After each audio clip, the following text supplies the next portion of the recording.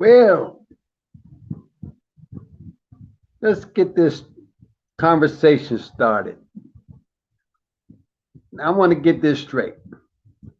Pursuant to the 16th Amendment to the U.S. Constitution, this government wants me to pay income tax. Let's discuss this ridiculous proposition. Number one, what in the hell do I look like paying income tax to a government that wrote a constitution that views enslaved Africans as 3/5 of a person and as personal property, devoid of all legal rights, and not considered a human being? That was number one. Number two, what in the hell do I look like paying income tax to the U.S. government who wrote a constitution which is based on original lie? It's an original lie because when Thomas Jefferson went to the convention, the Constitutional Convention, and he was there writing the Constitution, he had a young enslaved boy with him by his side. The enslaved boy's name was Jupiter Evans. Okay? Jupiter Evans was there. Jupiter Evans was there with Thomas Jefferson by his side and cared for him, his every need. Thomas Jefferson makes no mention of the enslaved Africans in the Constitution. However, Jefferson and the framers of the Constitution all of them professed the Constitution, all men are created equal. But almost the first 7, 8, 9, 10 signatures on the Constitution, every one of them had slaves. Yeah, every one of them. Number three, why in hell, or I should say, what in hell do I look like paying income tax to Uncle Sam when E pluribus unum owes reparation to African peoples for enslavement and owes the African descendant of slaves trillions of dollars resulting from slavery and the enslavement of African peoples, and for committing crimes against humanity and genocide of African people?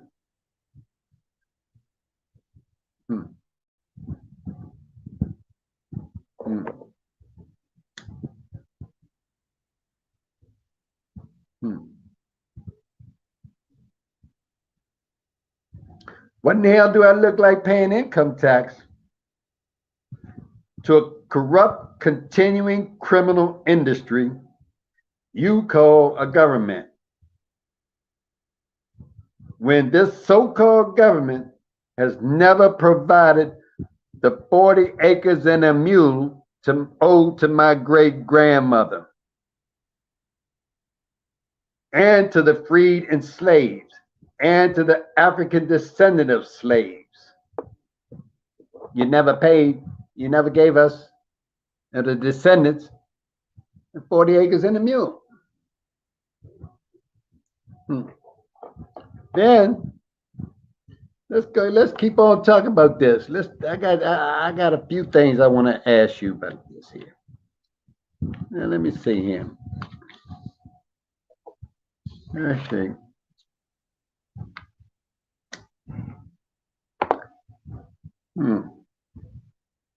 Now, what in the hell do I look like paying income tax to a republic form of government when we, the people, elect representatives that fail and or refuse to provide care and represent all their constituents fully, properly, and fairly.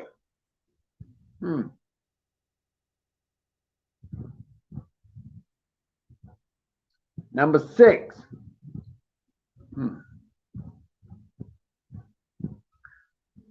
What in hell do I look like paying income tax to Uncle Sam to help facilitate the CIA importing narcotics and other controlled substances and fentanyl into the black community in order to have us addicted to the drugs and to destroy us?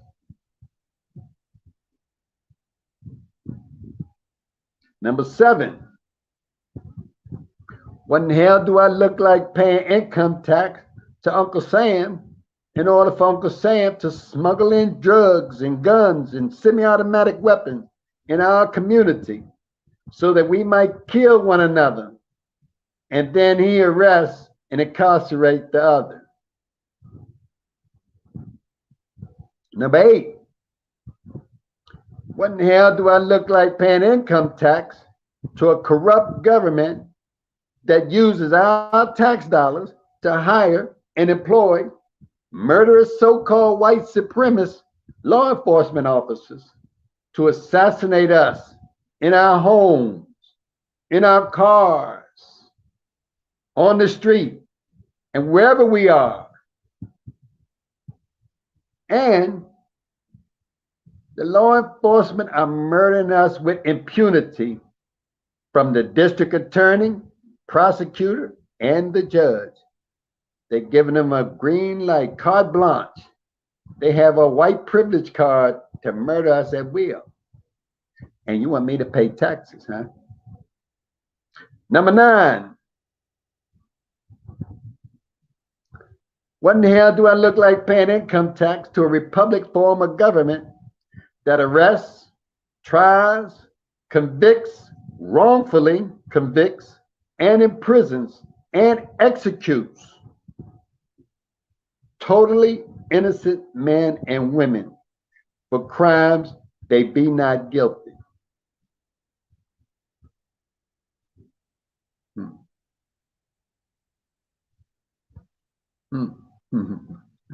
You're good, boy. You're good. I'll tell you, you're good.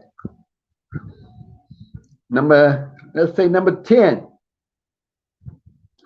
What in hell do I look like paying income tax to the U.S. Treasury when this U.S. Congress refuses to provide adequate stimulus checks to its citizenry during the COVID-19 pandemic, but that takes our same tax dollars and provides billions and billions in financial aid to foreign countries? That's treasonous. Number 11. What in hell do I look like paying income tax to the U.S. Treasury when this U.S. Congress refuses to provide its citizenry with a living wage? Yeah. And or universal health care, but that takes our tax dollars and uses our tax dollars to drop hundreds of bombs costing millions of dollars for each bomb, and use these bombs on other countries with a population of people of color.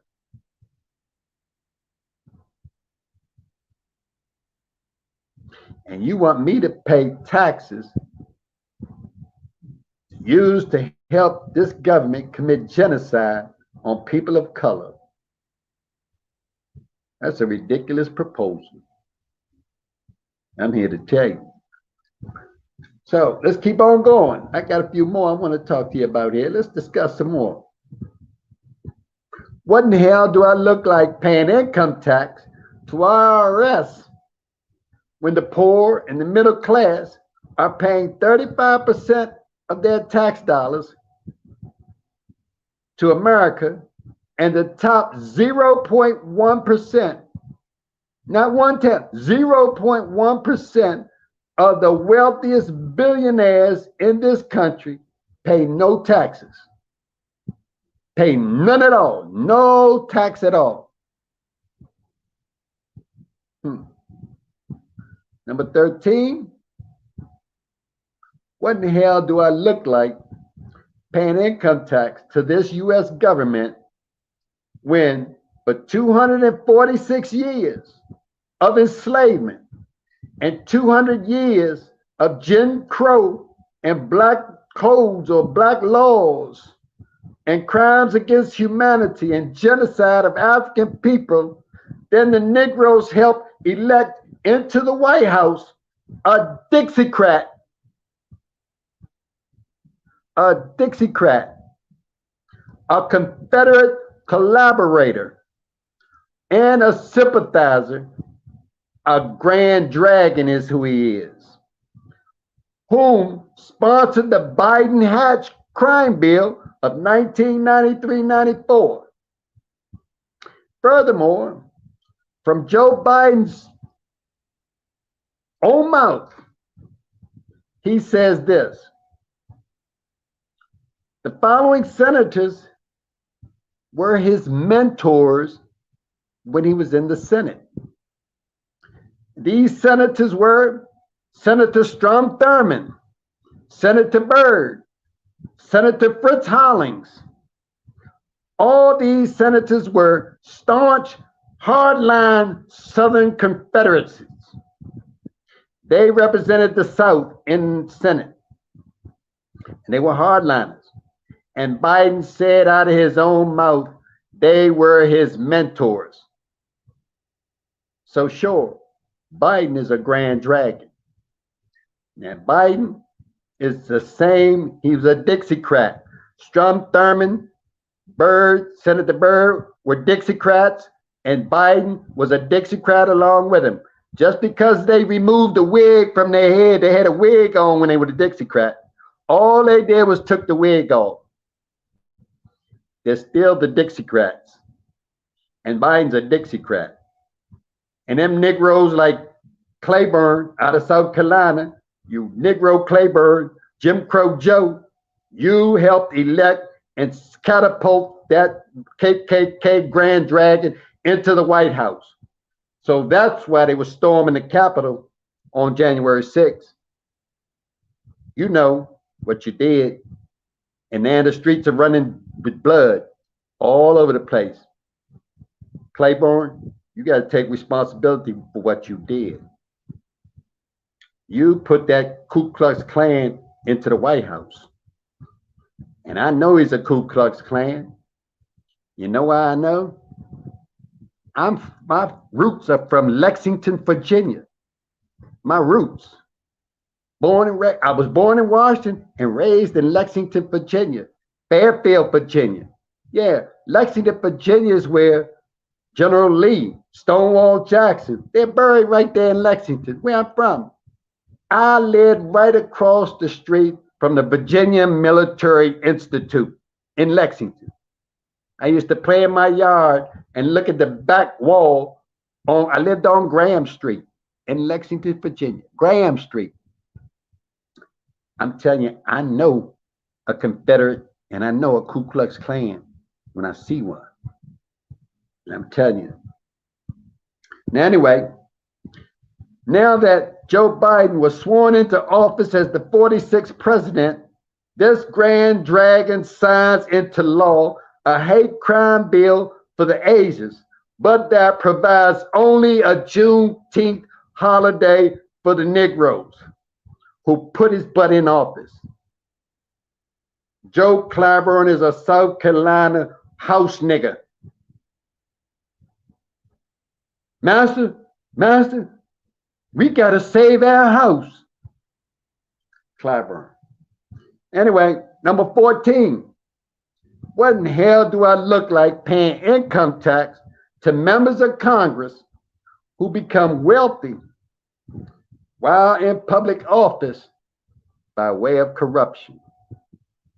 You show me a politician who got wealthy while he was in office, public office, and I'll show you a corrupt politician.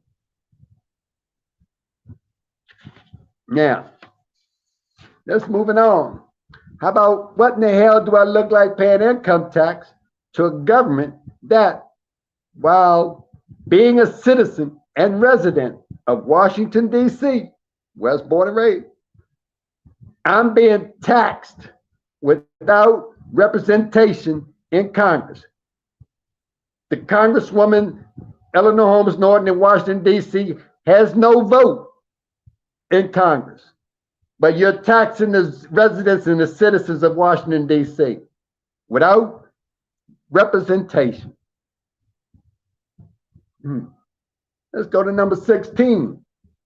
What in hell do I look like paying income tax on stolen land from the Indians, particularly since white America and the Europeans do not own this land upon which I'm to be taxed? You're telling me you want to sell me land that you stole from the Indian and you want to tax me on that, huh? Let me say this.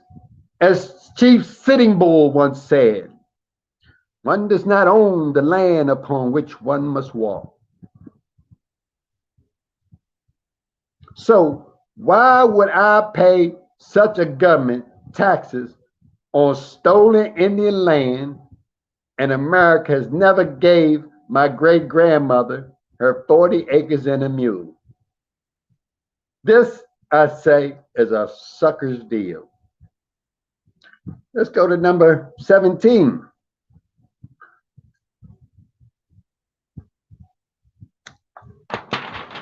All right. What in the hell do I look like paying this government income tax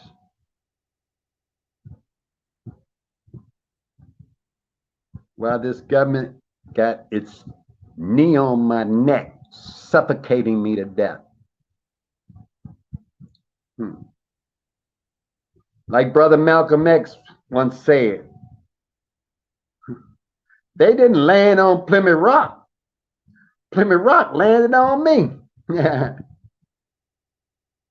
Well, I'm going to say this. I'm not your lollipop man any longer, but I got a lollipop for you to suck if you need a lollipop. And in conclusion, let me say this. Any law without justice is not a law at all. It's an act of violence that is not to be obeyed. In fact, it's immoral and unethical for me to pay income tax to a sucker like you following our enslavement. Why, you must be crazy if you think I'm going to pay you income tax to perpetuate my own oppression.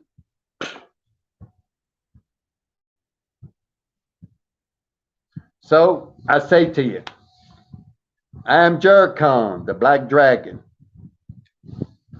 and I have spoken. And the streets are running red because a grand dragon is in the White House. And they storming the Capitol because of what y'all have done to the country.